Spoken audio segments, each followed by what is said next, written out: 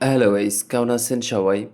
আশা করি ভালো আছেন। তো চলে আসলাম আবারও নতুন একটা ভিডিও নিয়ে। আর এখানে আমার বর্তমান ব্যালেন্স দেখতে পারতেছেন মোটামুটি ২০ লাখের মতো আছে।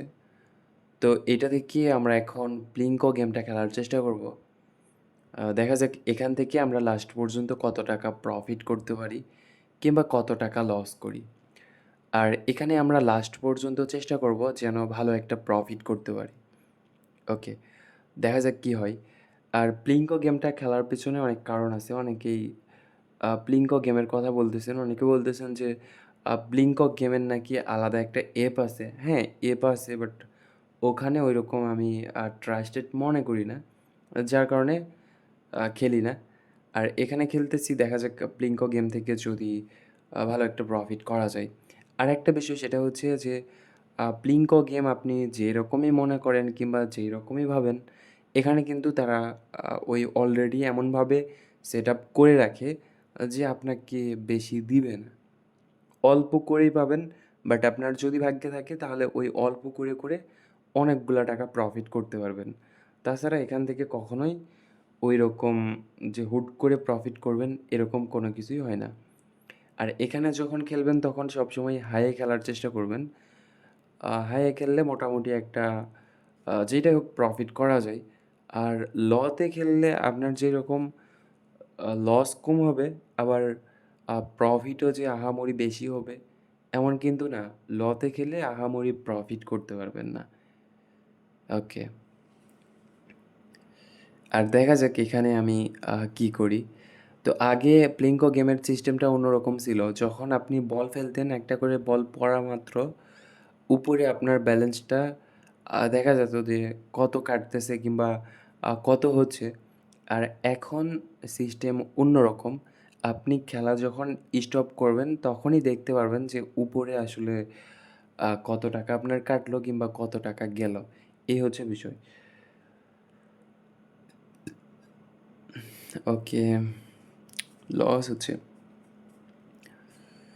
দেখি কি করা যায়। আর এখানে এই টাইপের যে গেমগুলো আছে, ক্র্যাশ গেম বাদে অন্যান্য যে গেমগুলো আছে, এই গেমগুলো যদি আপনারা খেলেন তো একটা কাজ করতে পারেন। আপনাদের পুরাতন আইডিগুলো বাদ দিয়ে নতুন আইডিতে খেলার চেষ্টা করবেন। আর নতুন আইডি খোলার জন্য আমার ভিডিওর স্ক্রিনে এবং ডিসক্রিপশন বক্সে আমার ভিআইপি প্রোমো কোড দেওয়া আছে। তো চাইলে আপনারা এইটা ইউজ করে নতুন অ্যাকাউন্ট খুলতে পারেন। ওকে।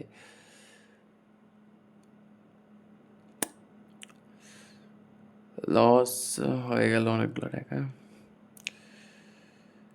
আর এখানে বেশি দেই না। আমি অনেকবার ট্রাই করে দেখছি। এর আগেও খেলছি। অনেক আগে থেকেই কিন্তু প্লিঙ্কো গেমটা খেলতাম। এখানে ভালো লাগতো আর এখানে প্রফিটও করা যাইতো।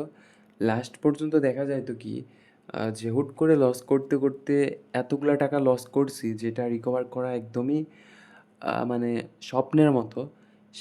সেই জায়গা থেকে প্লিঙ্কো গেম হুট করে এমন একটা প্রফিট করায় যেটা দেখার মতো। আর এখানে যে সবসময় করাবে এমন কিন্তু না, আপনাকে লসও করাইতে পারে। বাট আপনাকে জানতে হবে যে আপনি কোন জায়গায় খেলাটা স্টপ করবেন। আপনি যদি লস করাচ্ছে এরপরেও খেলতে থাকেন, রাগের মাথায় খেলতেই থাকেন, তাহলে তো লস করবেন, এটা স্বাভাবিক ব্যাপার। তো আপনার নিজেকে আগে নিজের কন্ট্রোল করা শিখতে হবে। আর এইটা যদি করতে না পারেন তাহলে এখানে খেলার কোনো দরকার নাই। যেটা একদম সোজা বাংলা কথায় বলে সেটা হচ্ছে আপনাকে যদি মানে আপনি যদি আপনার নিজেকে কন্ট্রোল করতে না পারেন, তাহলে আপনি কখনোই এটা খেলবেন না কিংবা এখানে আসারও দরকার নেই।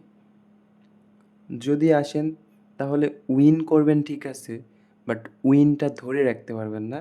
ওই উইনটাও লস করে ফেলবেন। আর আমার মনে হয় আপনাদের খেলাটা বাদ দেওয়াই উচিত।